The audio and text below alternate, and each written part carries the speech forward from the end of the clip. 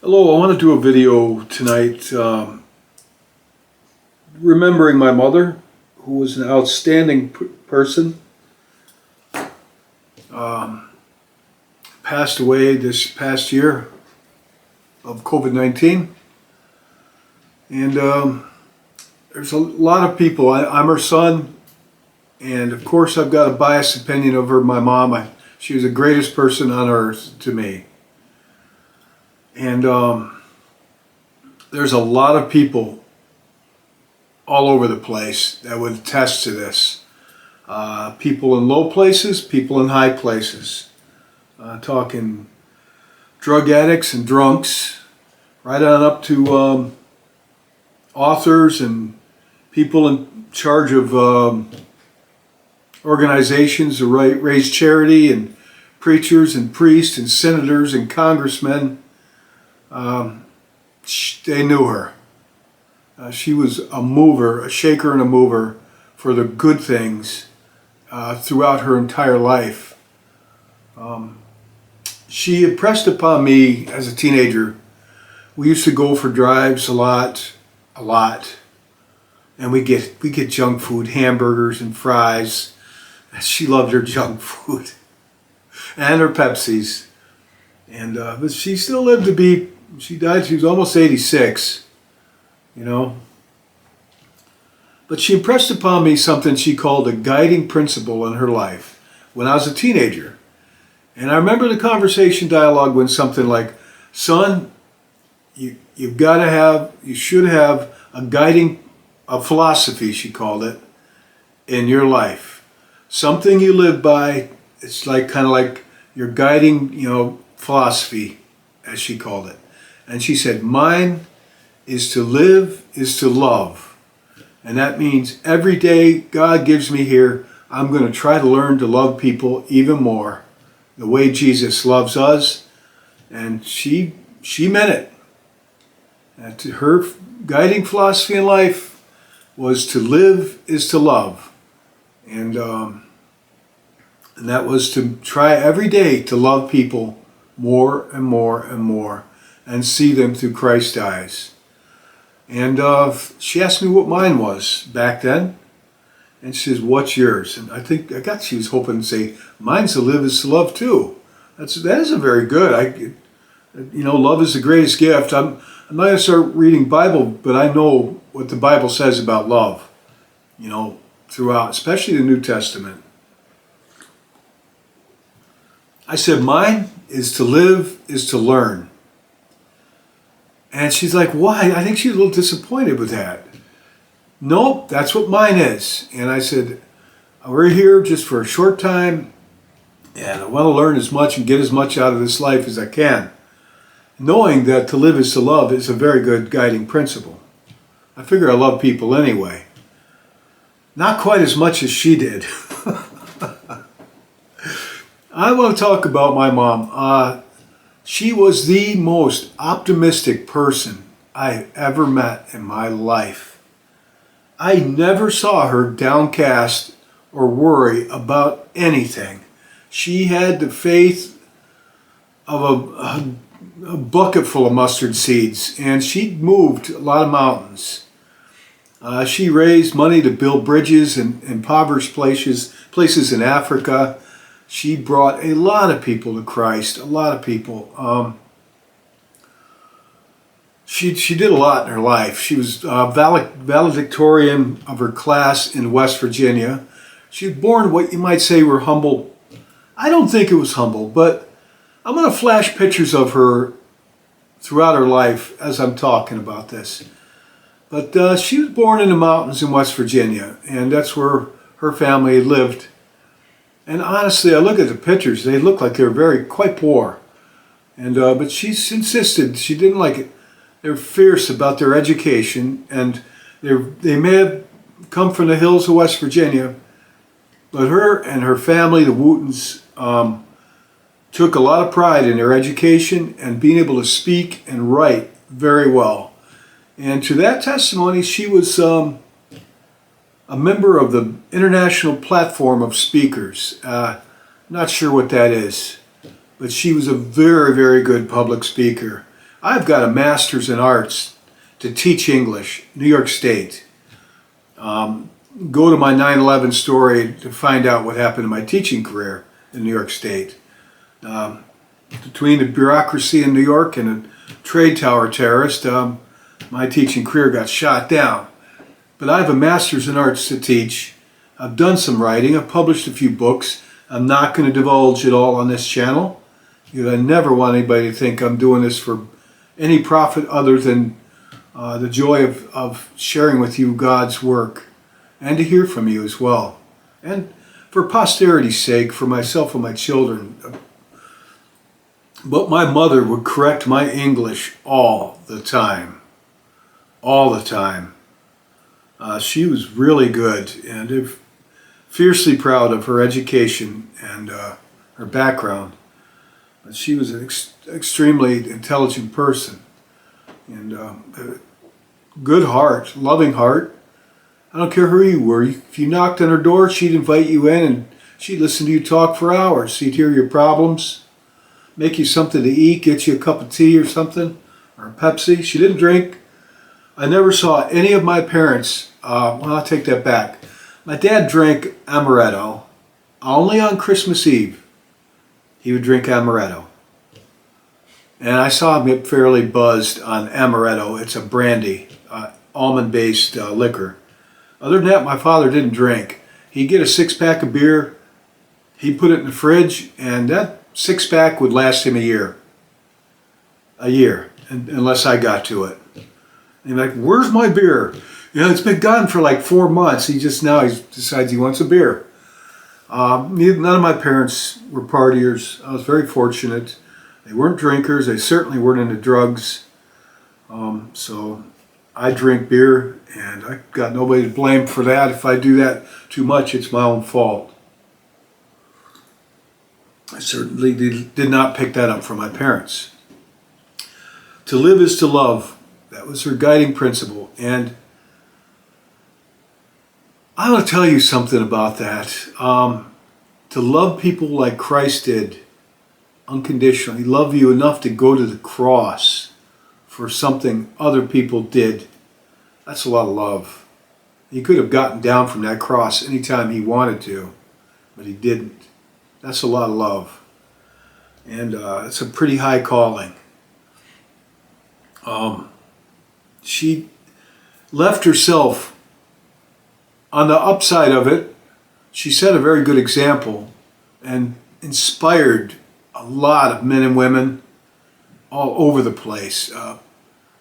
All kinds of men and women from all over were inspired by her. And I was inspired by her. But I think my way, I used to argue with her quite a bit because I saw her getting taken advantage of in her life. She would give everything and give and not expect it back, you know, just like the Bible says, you know, give and don't expect it back, give freely. And my mother did that. And, you know, there's nothing, if you feel led in your faith, this is my own opinion, if you feel led in your faith to let people take everything you have, that's fine. That's nothing wrong with that. If there's other people that depend upon you, that you're taking care of and things, then I think you've got to be a steward, and you've got to be a good steward of what the Lord gives you. And to live is to love. I think that includes tough love. Personally, I think I'm not going to quote scriptures, but I think there are many examples in the Bible and in our lives of God knows tough love like a father would to his children. I'm not going to give you everything you want because it's not good for you or it's not in my plan for you. You know, and I look back, you know, thank God for unanswered prayers in my life. You know, there's an old country song that goes by that. And yeah, thank God for unanswered prayers. Because of the things I've, just like anybody else, the things I've prayed for. I prayed for lottery numbers. You know, I prayed for material things. Haven't done much of that in recent years, but I have. You know, God, I want a big house, and like that Janis Joplin song, you know, Lord, won't you buy me a Mercedes Benz? My friends all drive, I don't know, I must make amends. It's nothing new under the sun, you know, and I'm no different than anybody in that regard. But my mom loved nice houses, and she liked her Cadillacs. But she would let people stay in her nice houses. She would give people the keys to her Cadillac, and they'd disappear for days. So she was not at all a materialistic person. I mean, she gave away everything she had in life, and cheerfully so. And she just put her faith in God, you know, to take care of things. And God did. And I never seen anybody with so much faith, right up to the point right before she got sick with COVID-19. And she's in a nursing home, and she's in a wheelchair. And pretty much her sole possessions left in life are that wheelchair and a couple changes of clothes. She didn't even have her health. I mean, you know, that's how it goes if you live long enough. You know, people got to help you with everything. But she was certain that God was going to take care of her, that God had his hand in her life still. And I believe he did. You know, she was certain she was going to get out of that nursing home. And, but, you know, it was her time. And she went naturally. And I think according to God's plans in that regard. And it's just hard to lose somebody, you know. It's just hard. I miss her every day. I just miss talking to her. But I'm glad she's not here suffering, and she was suffering. I wanted to pay a tribute to her, and I'm finding a lack of words. I don't want to get tearful. I've done enough of that. Been one of those years. God. Oh, I guess I'll have to do this again. But she accomplished so much in her life. And her philosophy was guiding principle in life. And she lived this. She lived this. Is to live, is to love. And I never saw her downcast. No matter what, Chip, she got cancer, you know, years ago, and she's had some rough hands dealt to her. She's been a victim of a crime, you know, more than once in her life. But you know what? She never got down, never got down. She had the just cheerful faith. And she sang a lot. Oh, when she was younger, she sang a lot. And she was proud of that. She, you know, back when I was born, it was a big deal if you were on the radio. You know, and TV was kind of still brand new. Forget the internet and computers. You know, we're talking a long time ago. And she was on the radio singing. And she worked for she got out of that small town in West Virginia, and she wound up moving to Washington, D.C., and she worked for the FBI, which back then was a very prestigious thing. And then she got out of that and met my father, and they raised a family together. And she decided she told me that she was going to be on the Ed Sullivan Show, that she was offered a place on that to sing on TV, which was a big deal back then. But she decided no, she was going to stay home and raise her children. She did not pursue show business or anything. What are you doing, puppy? That dog ate a lot. He just about ate his weight. He ate a lot. He's back there smacking his gums. He manages to make it into almost all my videos, one way or the other.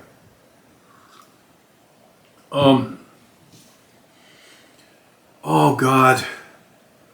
I can tell you when I was a child, she didn't spare the rod. And I deserved it. Nowadays it's so uncommon. My mom used to take a switch to me when I had it coming.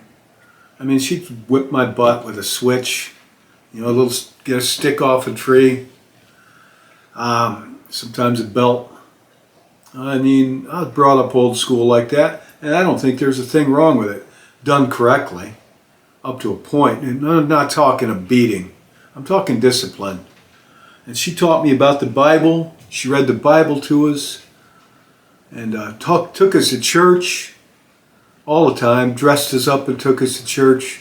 Back then we went to usually a Methodist church, but she sent me to a Catholic school. And she kind of like myself, I don't know if it's right or wrong, but you know, this is America, you can do what you want. And she toyed with the Catholic Church. She respected the Catholic Church. And the last year she was alive, said she wanted to become a Catholic. And I got into Catholicism on and off, and I really enjoyed it, and do enjoy it.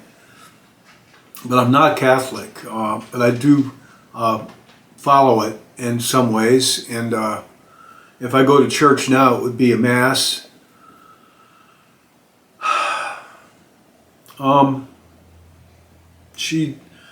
Before we had a lot of money, she would take me, sent me to a Christian school, a Catholic school, St. Michael's, and she sent me to Houghton Academy, which is a prestigious Christian prep school.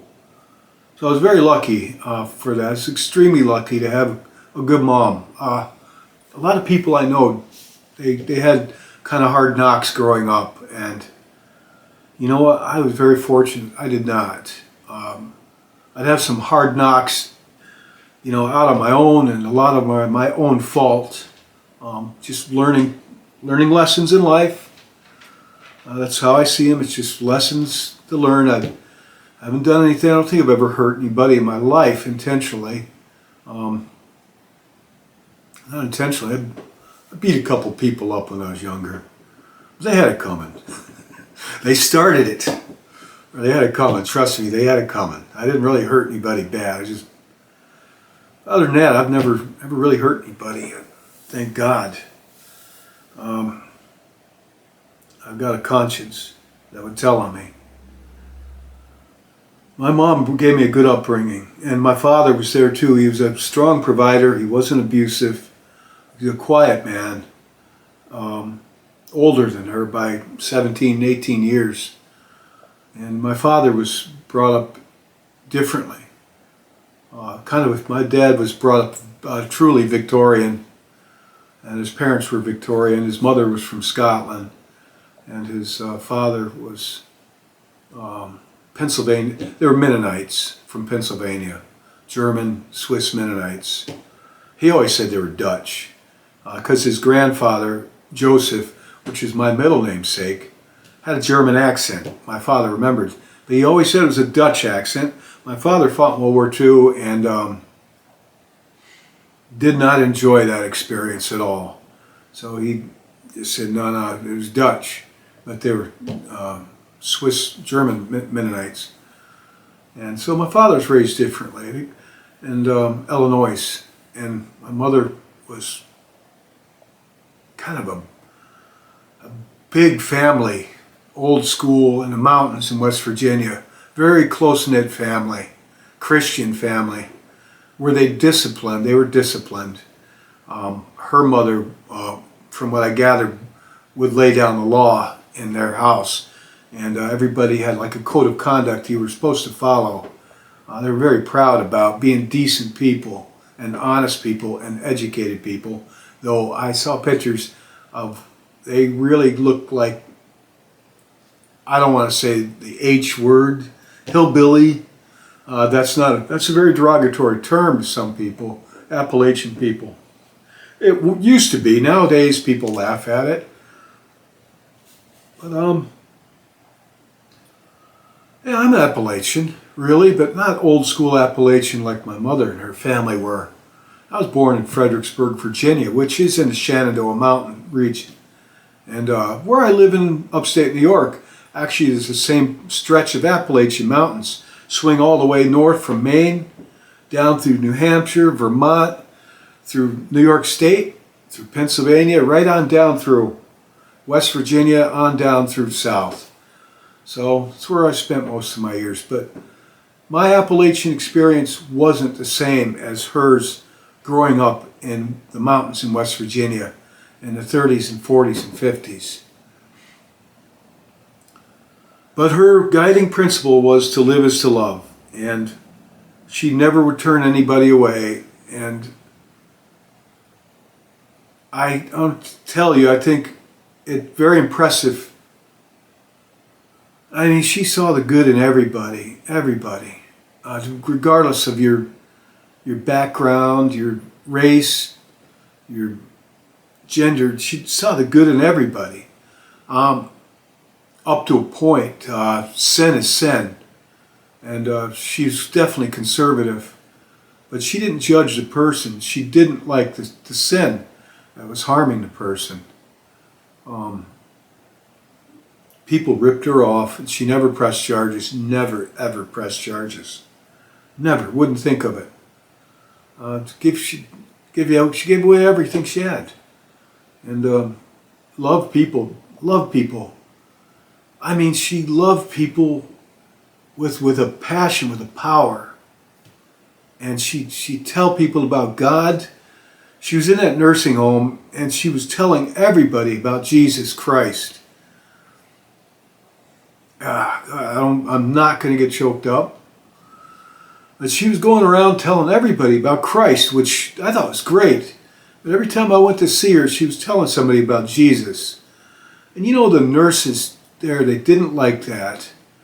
And they sedated her.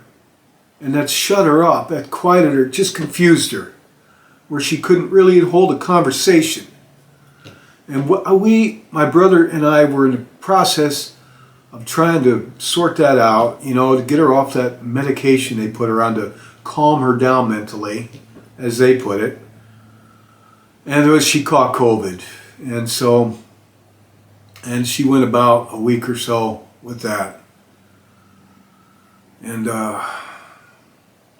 it was her time. It was merciful. But she was optimistic, always optimistic. And I'll think of some other things to say about her. I'll pay tribute to my mother. Someday I'll talk about my father. He had quite an interesting life. Yeah,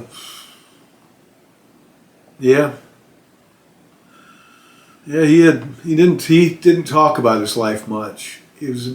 My father was about the quietest person I've ever met in my life, and he was a very humble, quiet person. A very intelligent person, an engineer. He worked for NASA and other agencies, electrical designing things. Not an engineer with a shovel. Oh, he was a pretty smart man in his way. I didn't get those kind of smarts. I couldn't get through the upper level math in college. That's why I went to the English teacher. My mom. If you met her, she would be glad to meet you. I don't care who you are, she would be thrilled to meet you. She would sit down, and if you sit down, she was a great listener too. Unlike me, blah, blah, blah, talk. And it occurred to me, I repeat myself on these videos, and it drives me nuts when I watch these videos, and wow, I said that 3 times already. But I'm not going to remake the video. I got to move on. Well, making a video, having a conversation with the camera, I know that I'm having a conversation with you virtually. And I'll get some of your feedback sometimes in comments, which is great. It's two-way that way. But while I'm making this video, I don't have any feedback, like conversation. So I think that's why I repeat myself at times on these. Just some part of a learning curve. I don't follow a script. What can I tell you about my mom? There's so much. It's just so much. She helped people out. She started her day, every day, up until maybe her last when she was too ill. Every day she started a day reading the Bible. and she closed her day reading the Bible and in prayer. And if you dropped in to see her, if you were selling vacuum cleaners, oh, come on in. Come on in. And with a big smile on her face, and she listened to you and maybe buy a vacuum cleaner, but you're going to hear about Jesus Christ, and she's also going to tell you what a great person you are, and she's going to want to hear about your problems, and she'll give you the phone number if you got problems, because people found out she was one great person to come talk to if you got a lot on your mind or you got a lot of problems in life. She was the best person to talk to because she would listen to you and she meant it. There was nothing phony about her. She would do something about your problem. That's how people took advantage of her so much. They knew that she was soft like that. They would tell her that they'd have problems and they'd get her to, they'd start crying and they'd hold hands and my mom would hold their hands and say prayers for them. And that's great. But some people use that to get money off her. And that used to drive me nuts as her son. And I mean through her whole life. There are some people that will swindle you. And I'm talking lawyers and all kinds of people. And I used to talk to her, Mom, don't do this and don't do that. And, son, she'd say, you got to learn to love these people and, do what would Jesus have you do in this?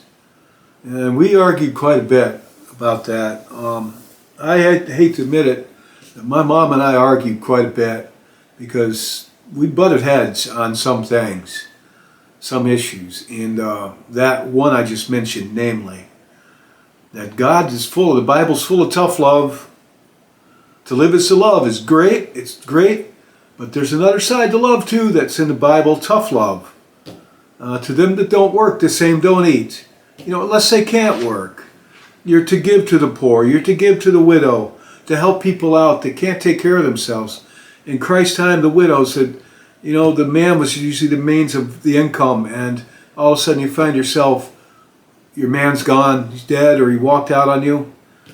Christ said to give to those that need, and the widow and such. And yes, give to the poor. And help those that are needy. And walk the mile with that person that needs you to walk the mile with them. But there are some people out there that will take advantage of you for $1. And I've seen that quite a bit. And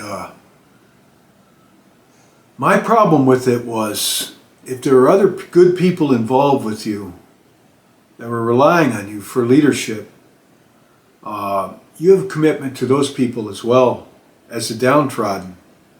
I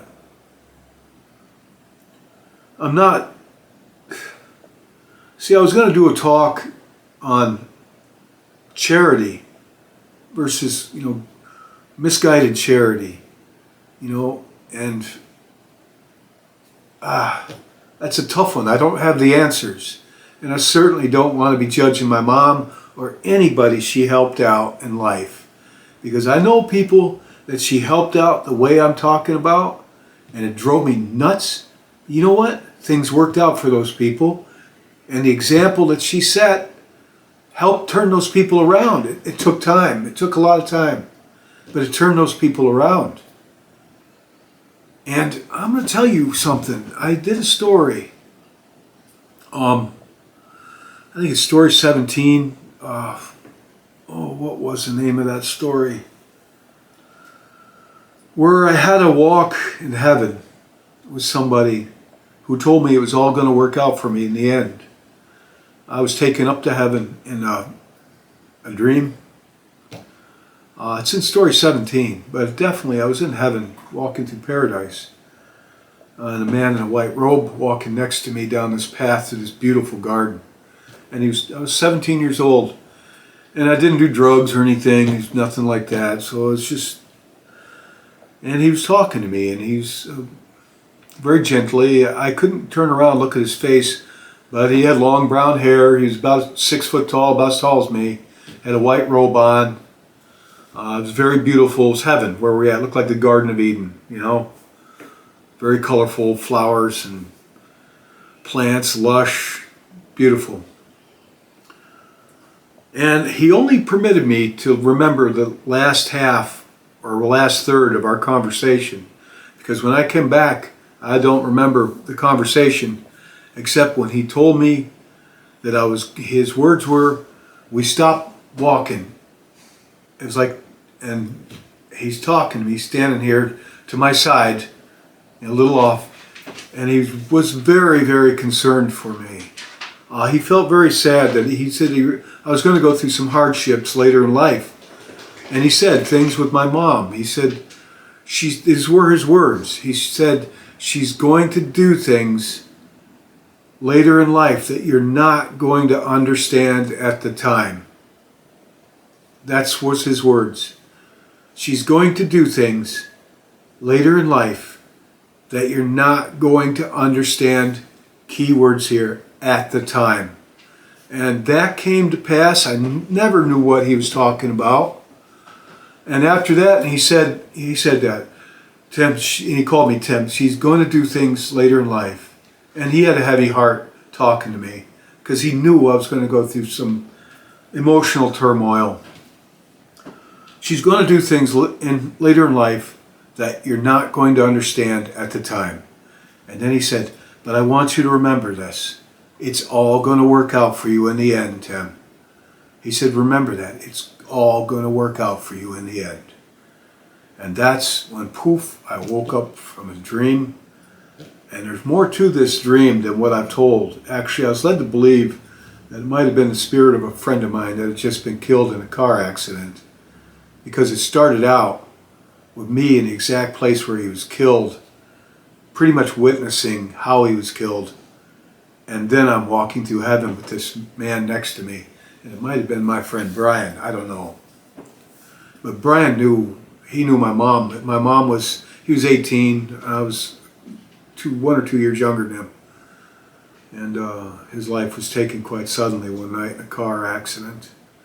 And he knew my mom. My mom was his mom because he was kind of orphaned and lived in a gas station next to us. He worked there and they gave him a bed there. So things did come to pass that I would argue with her about her loving people so much she gave away everything she had and allowed herself to be used at times. Went out on a limb to help people out, and I would argue with her, Mom, these people aren't. And I'm not singling anybody out. This goes back a long ways. I'm not talking about one person or one group of people. I'm talking about a lot of people I've seen use her. And I think take advantage of her as a soft, and my mom was an extremely intelligent person. She knew what she was doing. So it's like that person said in that walk through paradise, told me that she was going to do things later in life that I would not understand at the time. And that's exactly what happened. And like I said, some of those people she helped out that took advantage of her, she took them under her wing and things worked out for them. Their lives were turned around.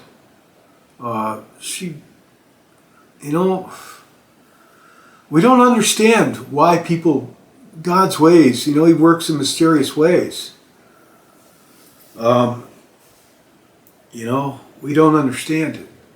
But my mom, in faith, did everything she did in faith, in blind faith that she was doing God's work. And she did it prayerfully. And she knew what was going on with certain people. She knew this. But she would,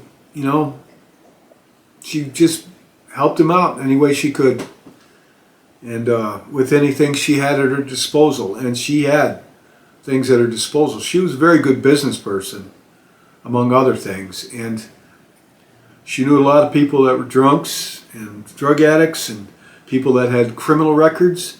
But she also knew a lot of people that were politicians and prominent businessmen and women and key leaders and senators, congressmen, you name it. And she had quite a big circle of people from all walks of life, all walks, all races, all walks, all stations in life. She saw everybody as equal in that regard. Um, in her old school way. So I don't know, I've kind of blabbered on about my mom. I could have written things down, but I decided I wasn't going to write things down. I was just going to talk about her and remember my mom. And I have. I might tell, she had ghost stories. My mom, you better believe, my mom was haunted too. It must have running the family, you know, because her mother, she told me that her mother told her what to do when she had hauntings. My mom had hauntings. And apparently her mother did too, because my mother advised her that you just ignore them. Don't give them any thought. Don't give them any energy.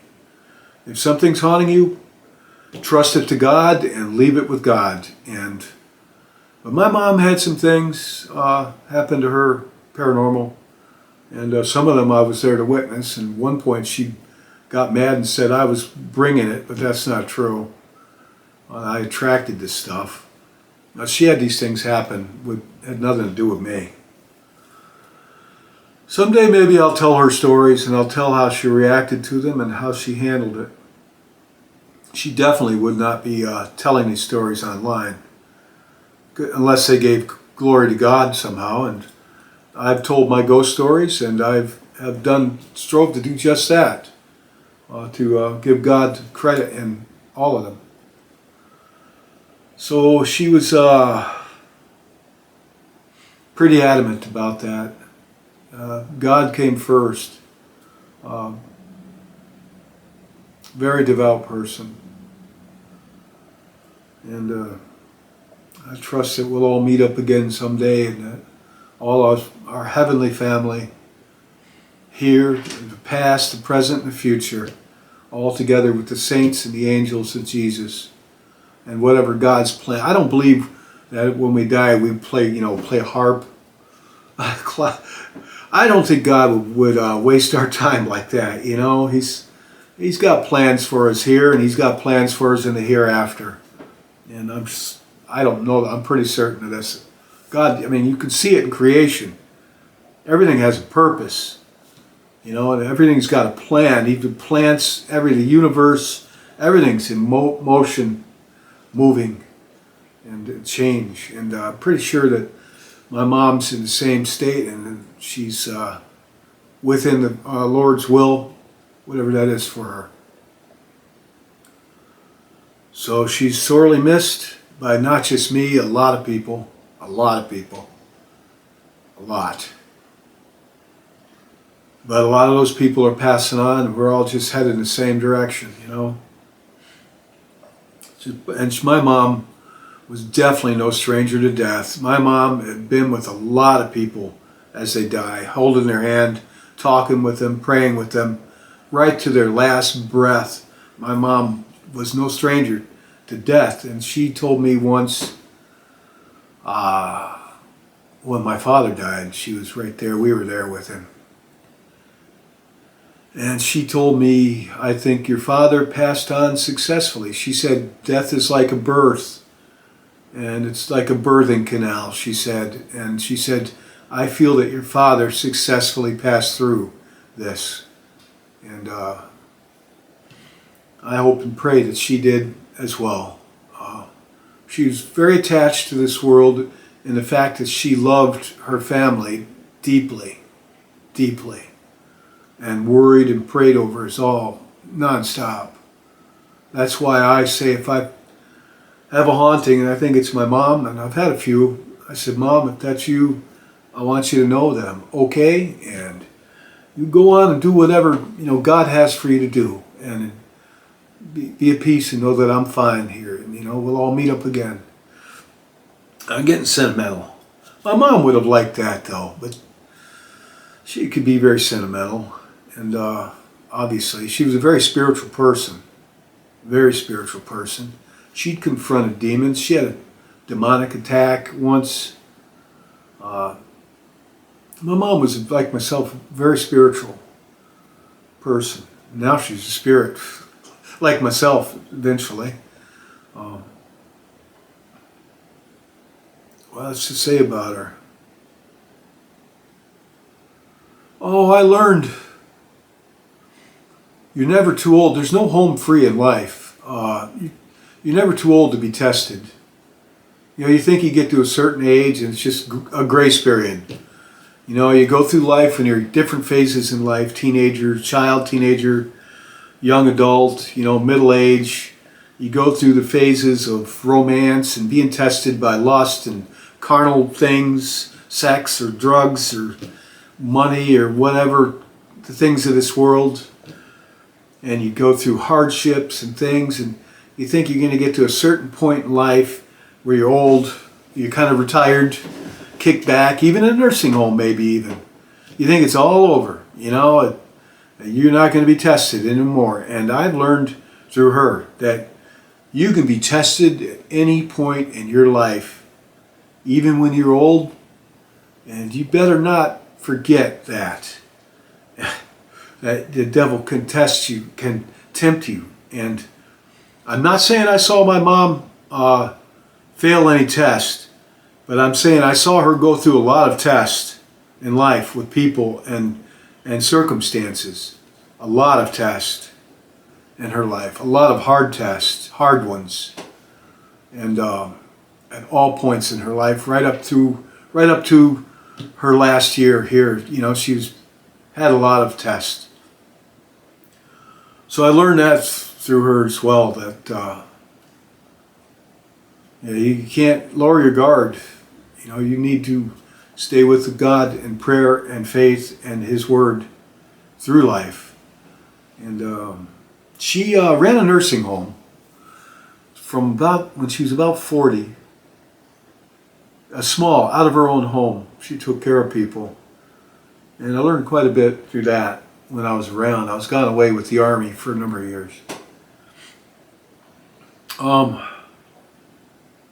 She liked candles a lot.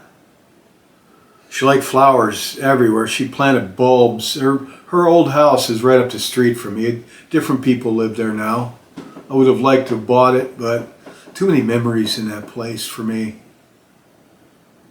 It would have been hard right after she died. It would have been. But she planted bulbs, or should I say I planted bulbs that she bought. She had a southern accent. And she said, "Son, I want you to go out there and plant all these bulbs, please, for me today." And tell me exactly where she wants them. And she'd give me bags full of bulbs, gladiolas, tulips, different things. And I'd go to plant them, and everywhere I dug, I was digging up more bulbs that she'd planted over the years. And the front of her house, every spring, lights up in color. Still to this day. And with all those flowers come up, the bulbs. And that was nothing new. She used to like to pick wildflowers, and she told me that she used to when she was a child. And her mother told her, Patty, her name was Patricia Shank. She was born April 17th, 1935, and departed this world January 21st, 2021. But when she was a child, she told me her mother told her, no more flowers. She said, this place is looking like a funeral home. My mom had flowers everywhere. So she liked her flowers. She liked a cup of tea. She liked her Pepsis. She sang all the time. Up until she got cancer, but she survived that. But as you know, that knocked the stuffing out of her for a while. She survived the cancer, and she did fully recover from it eventually. And she liked her junk food. And we'd go on these junk food cruises quite often. You know, get a hamburger and some fries or something, and pizza, and just drive around and talk about life, talk about God. Sometimes we'd argue, but the day never. We knew we loved each other dearly. She knew I loved her. Nothing could ever change that. And I always knew that she loved me, no matter how much we disagree on some things. Nothing would ever change that. So that's how it's supposed to be, right? Hopefully. I was fortunate to have, God gave me two very good parents. So her guiding principle, to live is to love. And I think that probably is definitely the higher road to take than mine, to live is to learn. I think part of me just wanted to say that. But actually, just to disagree with her, because we were always, we loved each other to pieces, but it just clashed a lot. And, but I definitely think to live is to love is the higher road to take. But I will say, and I told her this, you've got to learn also to live is to love also includes tough love. Knowing when to tough love and how to handle it. Tough love is in there also. And I pointed out places in the Bible, examples of tough love. And, yeah. Oh, God. Where do good people go? They go to heaven. Ah, man. I have reason to believe this. Not just from the Bible and my upbringing. But I do hold to it in faith and hope for something that can't be held or seen. Sometimes I see it, touched. So I think that's all for now.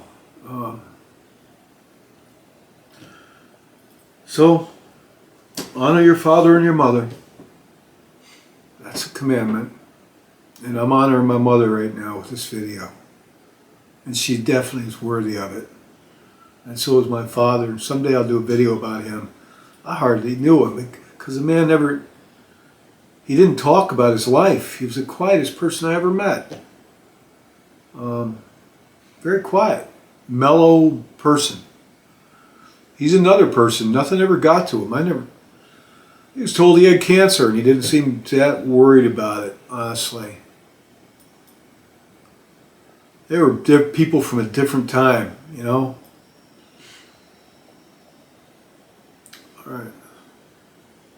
It occurred to me, what do I do? My mom's gone. What do I do? I talk to her every day. We'd talk. I'd hear her problems. She'd hear my problems. That part of my life is gone, and most of you know how that is. And my answer came to myself, what you're going to do is you're going to do exactly what she did when her mother died and when her father died. She carried on with life and trusted it to God and God's plan. She mourned I was there when her father died. Sure, she mourned her father, but she knew it was in God's plan. So she didn't spend a lot of time mourning. And I wasn't there for her when her mother died. I was. I was like 2 years old. Apparently that had quite an impact on me. I guess when I was born, I was a real bubbly, happy baby, laughing a lot, very cheerful. And I was living in New Mexico, Albuquerque, and we just moved there from Virginia. And her mother was still living in Virginia, Fredericksburg. And her mother died. And my mom said the very day her mother died, my personality changed and I became gloomy and downcast to the point she took me to the doctor. And the doctor, back then doctors knew people, and he couldn't believe it. Said, yeah, he's changed, or something changed about him, But she had a relationship with her mom, but I don't remember. I was too young to remember her mourning. But what do? You do exactly what your parent did when their parent died. How much worse to lose a child. Oh my God. I don't know. Now I'm getting gloomy, and she would not have gotten gloomy. She would have wished you all a good night in the Lord, and that's it. So good night, and that's my tribute to my mom, and I want to talk about her guiding principle. To live is to love. And if you want to know more about that, read the New Testament, and you'll get that. All right, thank you. Good night.